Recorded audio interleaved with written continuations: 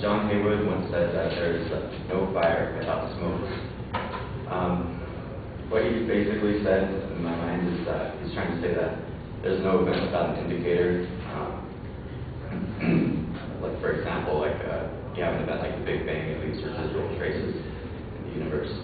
Anyway, I'm going to talk about the only thing I can talk about at length, I think, that has some correlation to this topic, which is kickboxing. Okay, so there's a principle that we learned from kickboxing. It's sort of reducing, I guess you could call it, the residual trace. You have an event, like say a punch. If someone sees the punch, perceives the punch, and they can dodge it, they can counter. Basically, what your aim is in kickboxing is to reduce that visual sort of precursor to your attack. So, I guess reducing the smoke to the fire. So, I mean, this can be done with your stance. So if you're in your stance, if you're trying to reduce your vulnerability to any attack, and you're also trying to reduce any sign of your attack. So yeah, sorry, I don't normally talk about my stance.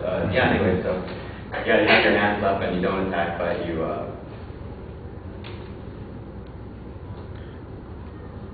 and I'm sorry, I can't think of anything to say about it.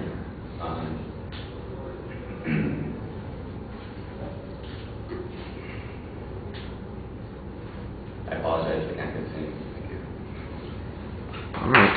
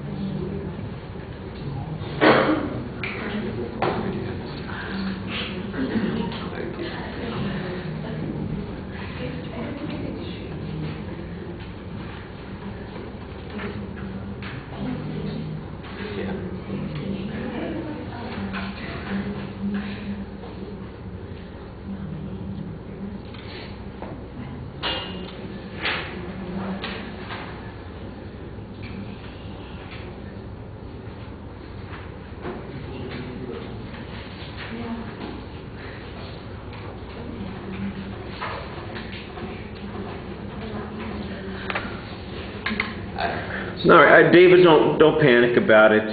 You used the quote as your attention device.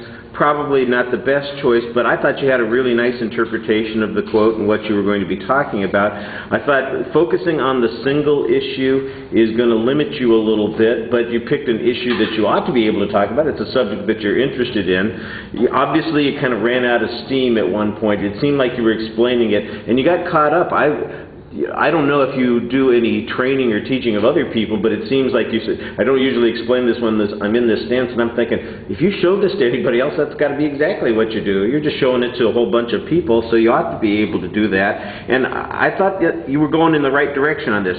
Most of the things that you did at the beginning were fine. Your voice projects pretty well. You've got good variety. There was a little bit of nervousness with your hand in the pocket at the beginning, but once you got into the speech, I thought you seemed a lot more animated. Your facial expressions got a little panicky toward the end when you were running out of things to say. You looked at the audience pretty regularly up until that point.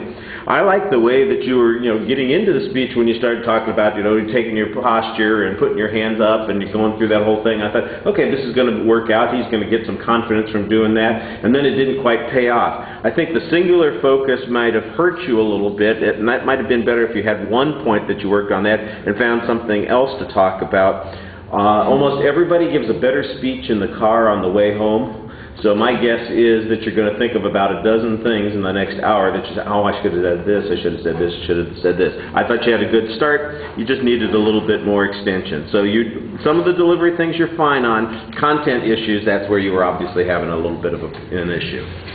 All right, thank you. Kyle Hutchins, come on over and get a topic, and send Jason in, please.